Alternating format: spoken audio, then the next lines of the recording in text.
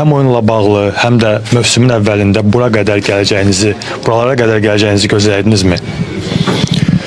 Düzünü desəm, ilk öncə istəyirəm ki, qeyd elədiyin kimi böyük məğlubiyyətə baxmayaraq öz futbolçularını təbrik eləmək istəyirəm.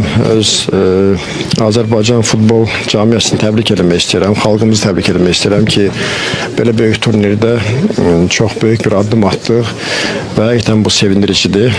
Və son oyuna gəldikdə, əlbəttə ki, biz əvvəlki püşkatmaya baxsaq, hansı ki 8 oyunluq uzun bir marafona baxsaq, düşünsəydik, bəlkə də bu yerdə olmağı çoxları düşünmürdü. Amma inanın ki, məndə həmişə belə böyük turnirlərdə inam olub ki, böyüklərə qarşı, böyük turnirlərdə daha cəsarətli olmağa və daha da qalibiyyətləri belə böyük komandalarla etməyə. Buna mən inanaraq gəlmişəm.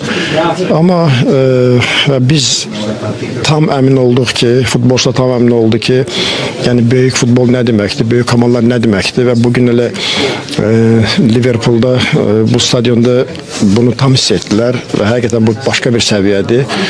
Və buna baxmayaraq, yəni çox sevincliyəm, baxmayaraq 6-0 məğlub olduq və buna baxmayaraq çox sevincliyəm ki, futbolçularım üçün məncə həm bu ilk 24-lə düşməyin böyük faydası olacaq gələcək üçün, həm də bu məğlubiyyətin böyük faydası olacaq.